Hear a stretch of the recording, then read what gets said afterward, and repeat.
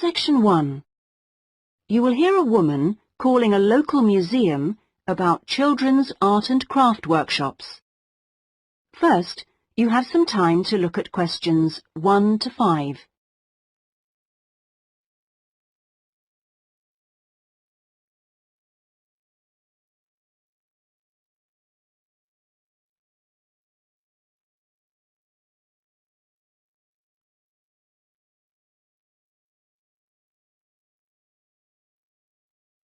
You will see that there is an example that has been done for you. On this occasion only, the conversation relating to this will be played first. Good morning, Sidmouth Museum. Can I help you? Oh, yes. Good morning. I'm interested in the children's workshops, and I'd like a little more information, please. Do you mean the art and craft workshops? Yes, a friend of a friend mentioned them. The children do painting and make models and so forth. Yes, of course. Where to begin? First of all, as you probably know, they run every Saturday. The workshops are organised every Saturday, so Saturday has been written in the space. Now we shall begin. You should answer the questions as you listen, because you will not hear the recording a second time. Listen carefully and answer questions 1 to 5. Good morning, Sidmouth Museum. Can I help you? Oh, yes. Good morning. I'm interested in the children's workshops, and I'd like a little more information, please. Do you mean the art and craft workshops? Yes, a friend of a friend mentioned them. The children do painting and make models and so forth. Yes, of course. Where to begin? First of all, as you probably know, they run every Saturday. Fine. And what about ages? Well, all ages from 5 upwards are welcome, though we do ask that children below 8 years of age are accompanied by an adult. Fine. That wouldn't be a problem. What about cost? Well, I think you'll find them very reasonable. It's £2.50 a child, with 80p off for 2 or more children from the same family. Oh, yes. Very reasonable. And are they held in the main museum? Not exactly. They're nearby. Could you give me the full address? I don't know the area very well. Yes, it's Winter House. Right. And that's in Tamer Street. Could you spell that, please? Yes, Tamer Street. Lovely. And I do need to tell you that there's a security entrance, so you need to press the green button for someone to let you in. Don't press the red button, please. But don't worry, it's all clearly labelled. Okay. And one more question. Is parking available nearby? We're driving in from out of town. Your best bet is to leave your car at the back of the library. On a Saturday morning, there are plenty of spaces there. It's right next door to the museum. And can I ask about booking places? Yes, and I must tell you, you really should book by calling the education department here. Oh, I'm sorry. Should I have rung them instead of the main museum number? No, that's fine this time. Please don't worry. But for future reference, I'll give you the direct number. It's 200-765. Great. I've got that. Before you hear the rest of the conversation, you have some time to look at questions 6 to 10.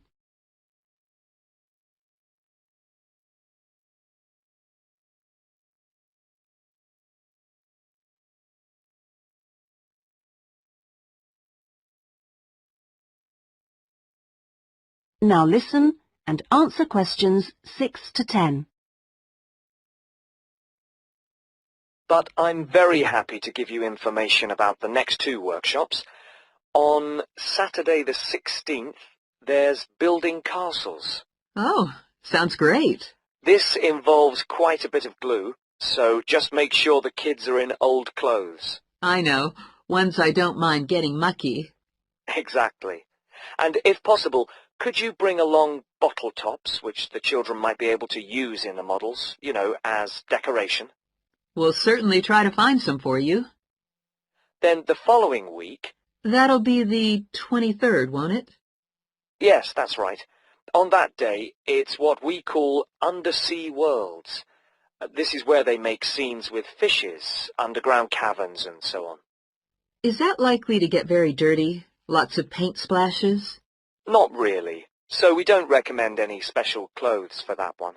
But if you could search out some silver paper to bring along to use in the sessions, you know, it's shiny, it looks like water, that'd be great. Yes, of course. We'll see what we can come up with. Well, thank you ever so much for all your help. The sessions sound really good, and I'll certainly book up for the next 2. Lovely. Thanks very much for ringing. Bye. Bye-bye. That is the end of section 1. You now have half a minute to check your answers.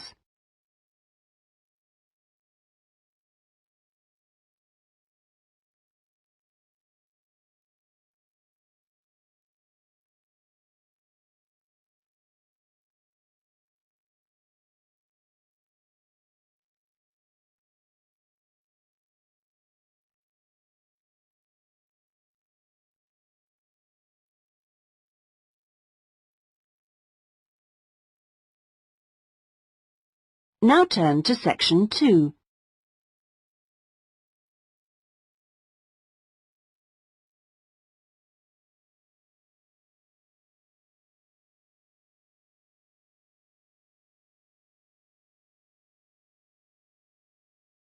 Section 2. You will hear a customer services official giving information to a passenger at a railway station in a town called Trebirch. First, you have some time to look at questions 11 to 17.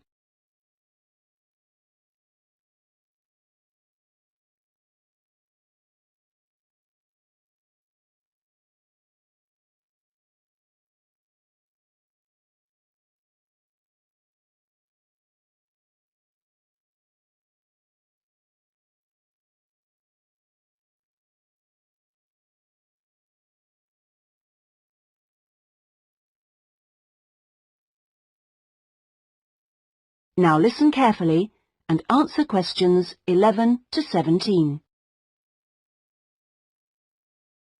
Hello. My family and I are staying here in Trebirch for a week or 2, and we wanted to know about the train services. We're hoping to do a few local trips. Okay. Well, I can give you lots of details about all the trains going from Trebirch in the southwest. This leaflet will be very helpful, but I can tell you some of the main things.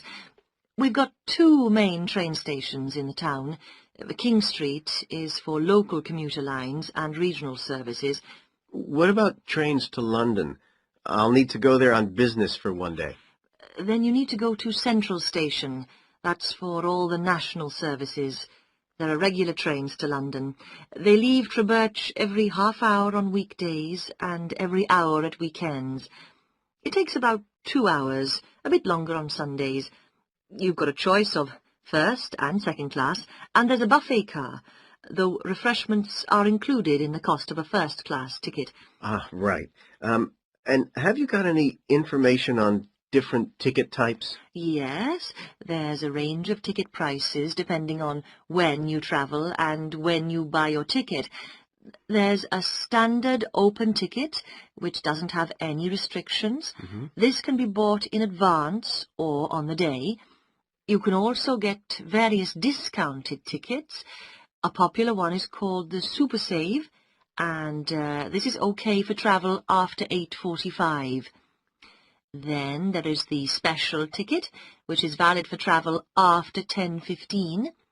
The special tickets are also valid for travel at weekends. The cheapest tickets are called advance, and you have to buy them at least 6 days ahead. Only a certain number are available, and you have to make seat reservations for these.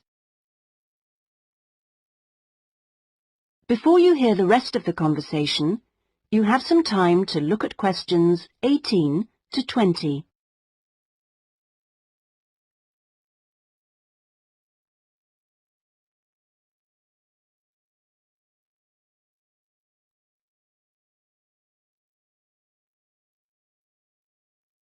Now listen and answer questions 18 to 20. Thanks. And are there lots of places to go to around here? Oh, yes. You can enjoy many days out. There's the Merthyr Mining Museum, which is only half an hour from Trubirch by train. Your children will find it just as fascinating as any theme park, and they can ride in the original miners' lifts and on the coal trains. There are special excursion tickets which include entrance fees. Mainline trains also offer direct services to Bristol, where you can visit the docks or spend a great day out with the children in the zoo, which is set in the parkland that used to surround the old castle. Special family away day fares are available for this service now during the school holidays. Alternatively, you can be in Birmingham in only an hour and a half, where there's lots to see and do, including the new and internationally acclaimed climbing wall, built on the site of the old aquarium. We will also be running a special service to Newport when the new Science Museum opens next year, as we anticipate a lot of visitors in the opening weeks. I'd advise you to call early to book your tickets. Is that okay? Yes, thanks. That is the end of section 2. You now have half a minute to check your answers.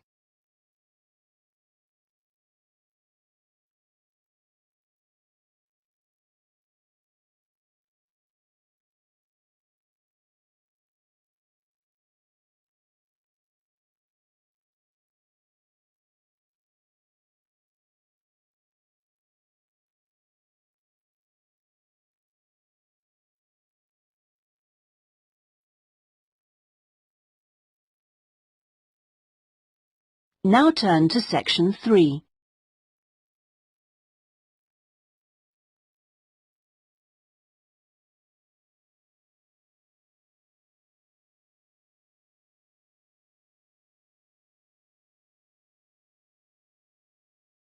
Section 3. You will hear a discussion between a tutor and an education student called Sandy about the student's dissertation. First, you have some time to look at questions 21 to 25.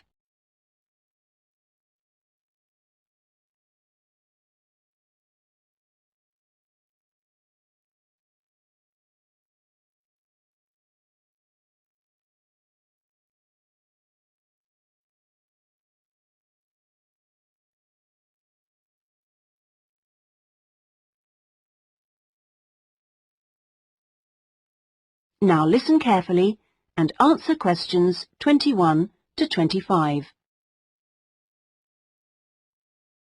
Hello, Sandy.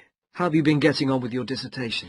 Fine, and I've been working hard on the various action points we agreed on our last tutorial. Do you want to talk me through what you've done? Yeah, sure. Well, we agreed on 3 main targets for me to aim for. The first one was to find out about suitable data analysis software. Yes. And what I decided to do was to look through catalogues specialising in IT. That's a good idea. What did you come up with? I found the names of 2 promising ones. Right. But I also thought it'd be worthwhile talking to a lecturer. Oh, right. Who did you see? Jane Prince. Do you know her? She's in the computer centre? Yes, of course. She's the new head. Yes, well, she was very helpful. Oh, that's good. Did she suggest anything in particular? Yeah, she recommended software called VVAT and said I should book up for a couple of practice sessions using VVAT. Great. I'm sure you'll find them useful. And, of course, the second target was to draw up a survey checklist, which Yes, you emailed me it last week. Have you had a chance to look? Of course. I think it's good. Very much on the right lines. I'd say your first 2 sections are spot on. I wouldn't suggest that you change anything there, but in section 3 you really do need to have questions on teaching experience. Yeah, I was thinking that section looked a bit short. Right. And my third target was do further reading on discipline. Oh, yes. I mentioned a couple of writers, didn't I? Yes, well, I got hold of the Banerjee, and I thought that was excellent, but I'm afraid I didn't manage to get hold of the essays about classroom management. You know, the ones by Simon Erickson. The bookshop said it was out of print, and the library doesn't have a copy. Oh, right. And I'm afraid I've lent my copy to another student. What I suggest you do is try the library again. This time apply for it through the service called Special Loans. Have you done that before? You're entitled to 6 books a year. Yes, no problem. That's what I'll do. So, lots of useful work done. Before you hear the rest of the conversation, you have some time to look at questions 26 to 30.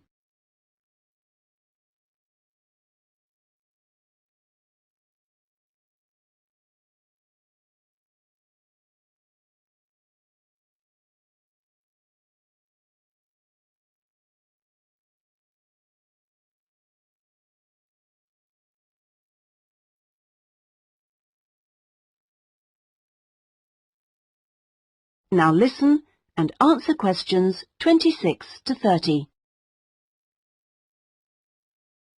So let's look at some new targets. We'll start by having a chat about your Chapter 1. I very much enjoyed reading it. Your written style is very clear, and you've included lots of interesting descriptions of education in your target area. I've just got a couple of suggestions for some additional work. Of course. Could I just ask, what do you think I should call it? Well, I'd go for something like context review. What do you think? Well, short and to the point. Exactly. Now, as regards specific areas to work on, I'd be quite interested to have a few more statistics about the schools in the different zones. Oh, that wouldn't be a problem. I can get them from the internet. Great. And although you did make a reference to quite a few different writers, I think you should aim to cite more works written later than 2000. Okay. That's more difficult, but I can try. When do you want that done by? Oh, it's not urgent. I should aim for the end of term. But in the meantime, I think you should also be thinking about Chapter 2. Should I be drafting it already? No, but I think you should note down its main sections. Yes. You know, I always find that the hardest part... I always find it helpful to put some ideas on index cards. Yeah. And then you can sort them and even lay them out on the floor. It's a real help. Well, I'll certainly try it. Okay. When would the deadline be for that? My advice would be to get it done before you embark upon the research. You can always change it later if you need to. Okay, I'll get going on that then. That is the end of section 3. You now have half a minute to check your answers.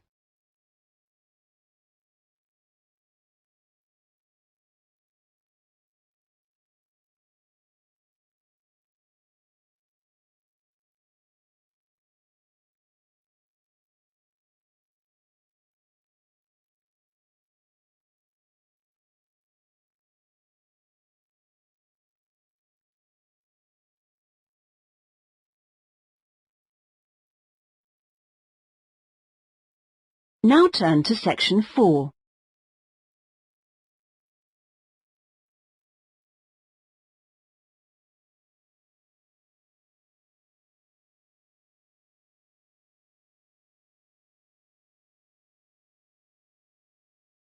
Section 4. You will hear part of a lecture about the history of moving pictures. First, you have some time to look at questions 31 to 40.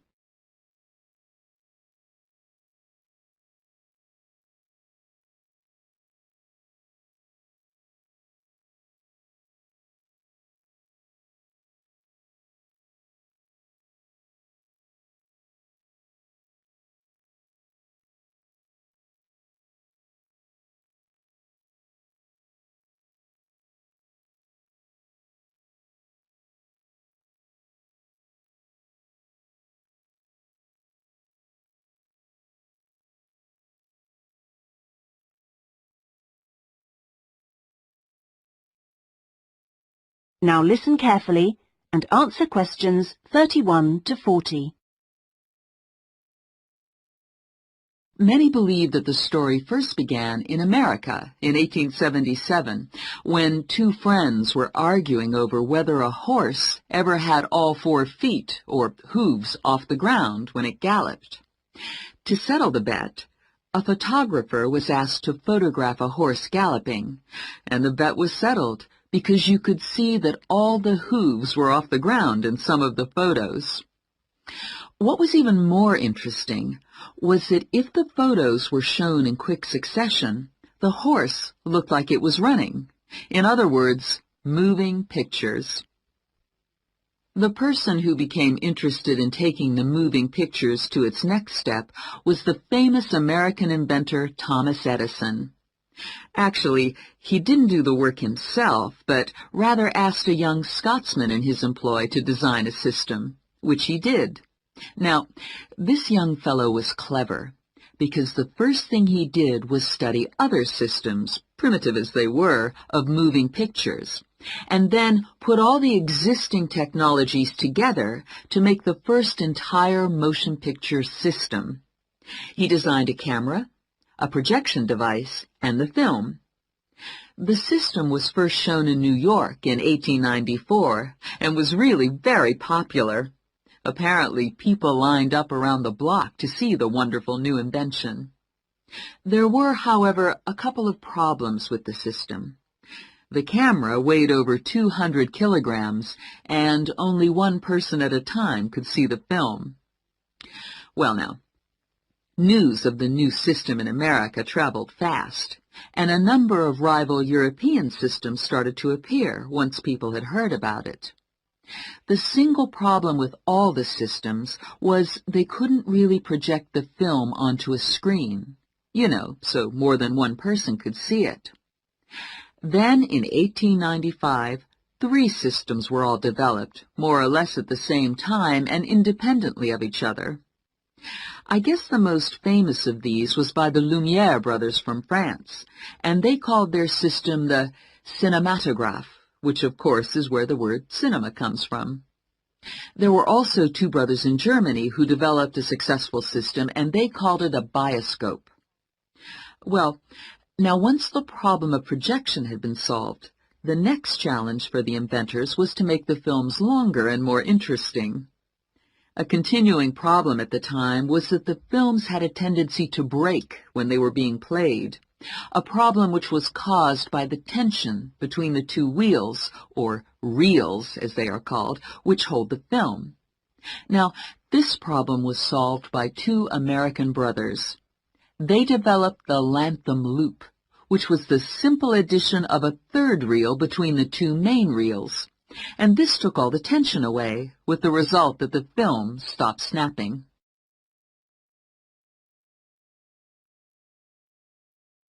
So now there was a real possibility of having films of more than 2 or 3 minutes. And this led to the making of the Great Train Robbery, the very first movie made. It only lasted 11 minutes, but was an absolute sensation, and there were cases of people watching the movie and actually fainting when the character fired a gun at the camera. Almost overnight, movies became a craze, and by 1905, people in America were lining up to see movies in store theaters, as they were called then. I guess the next big step in terms of development of technology was to have people actually talking on the film. And the first step towards this was in 1926, when sound effects were first used on a film.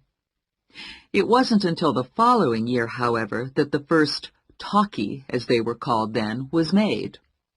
This film featured actors speaking only during parts of the film, and was called The Jazz Singer. And it wasn't until 1928 that the first all-talking film was produced, and this was called The Lights of New York. Unfortunately, the sound on this early film was not very good, and I believe they put subtitles on the film. That is, they printed the dialogue along the bottom of the film to compensate for this poor sound quality. Now, with the addition of sound, moving pictures became far more difficult to make. That is the end of section 4. You now have half a minute to check your answers.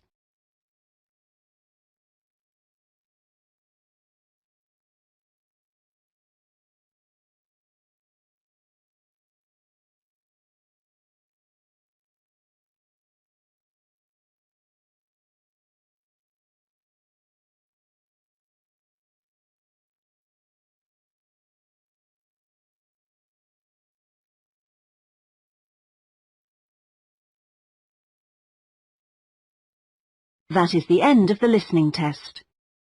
In the IELTS test, you would now have 10 minutes to transfer your answers to the listening answer sheet.